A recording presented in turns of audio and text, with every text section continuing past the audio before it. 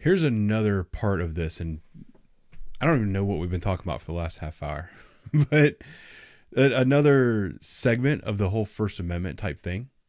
When I think about the First Amendment and why the First Amendment was written, is because it was to guarantee your right as a citizen to criticize your government. It was two things. It was your right to free practice of religion. So the government can't tell you what religion to practice and can't bar you from practicing your religion. But also that you can't be prosecuted or They can do that persecuted. during the pandemic. Yeah. First Amendment's the Constitution goes on hold if there's a bad flu. Hey, Bill Gates said it. If Bill Gates said it, then it's the law. Yes. Anyway, I'm sorry. I didn't mean to interrupt you with my stupid joke. Continue. Yeah, so the First Amendment, it's so that the government can't tell you what religion you have to practice. They can't punish you for practicing your religion. They also can't punish you for criticizing the government. That's something that sets us apart from a lot of countries, or at least it did for a very long time. Now, what do you think about that when it comes to police officers? If, and you want to talk about like your moral stand and this is the hill that you're willing to die on. What if your experience as a police officer should let you see things that most people don't get to see and most people are not aware of? And you feel that it's your responsibility to speak up and speak out against those things. But your employer has put a specific clause in their policies that say you will not, or like basically thou shalt not speak bad of me. That is 100% a violation of the First Amendment. I agree. Like, no doubt. To me, there's a line, and sorry if I'm cutting you off if you have something to say, but let's have a realistic conversation. Let's skip over to the Second Amendment real quick, right? I think you and me are both pretty pro 2A people. I think there's a lot of unnecessary gun laws, to be frank with you. But I think we would both agree, for the most part, felons should not have a firearm. Do you agree with that? I think it should be a little bit more defined. I agree too. But let's just say because like if you're passing bad checks, that doesn't preclude you from having a firearm. No, like I agree with that. Let's just say a violent felon. Yeah, violent. Okay. Not a domestic, because that's non-violent, but a violent, that'll be a joke forever now, but a violent felon, I think we're both in agreement that they should not own a firearm and that we should enforce these POW laws. Yeah, I don't think that is an unreasonable limitation. But it is a limitation. And so, and I know not everyone's going to agree with that assessment, because I think it's not completely unreasonable for somebody to say like, okay, well, hold on a second. This person went to jail. They served their time in prison.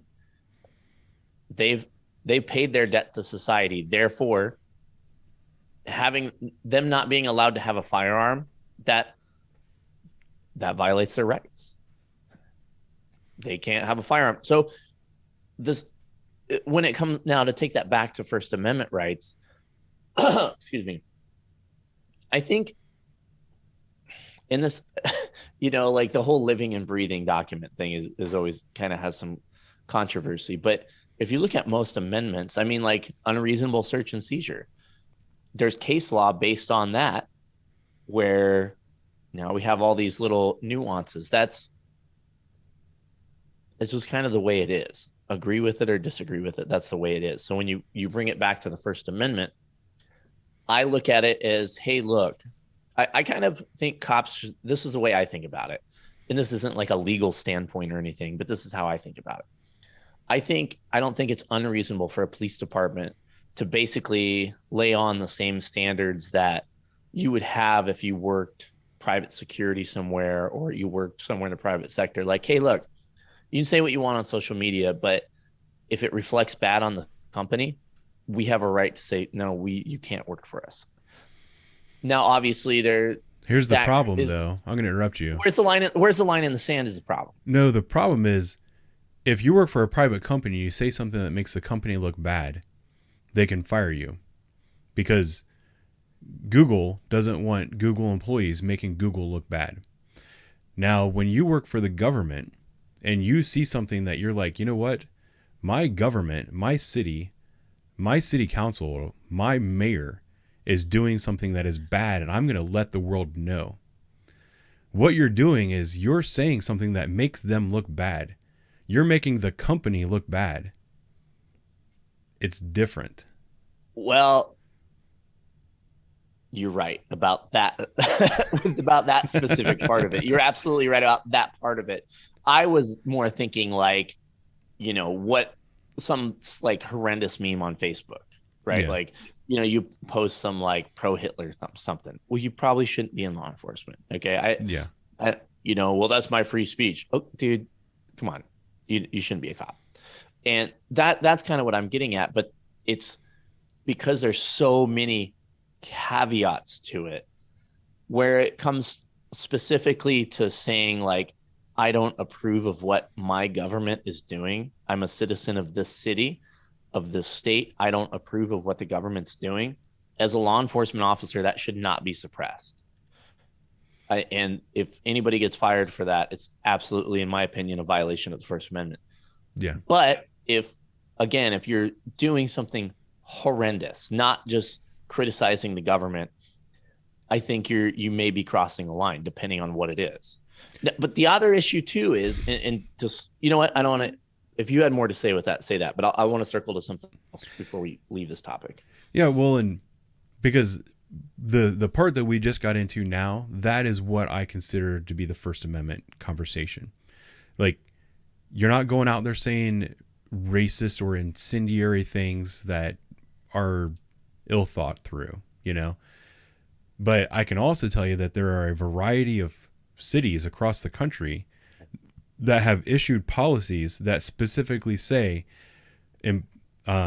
members of the police department, fire department, and other public safety organizations cannot criticize local political leaders. It literally says that in the policy. And what they're doing is it's a threat. And it's suppressing a lot of people's statements. I see it with different very high-ranking police officials because they want to say something, and you will see them literally censor themselves, or someone will comment and they'll say, "I cannot speak on that," and it's specifically for that. And as far as I'm standing, that's the hill that I'm willing to die on. I thank you for your service. But you're right. You're absolutely right about that part of it. Yeah.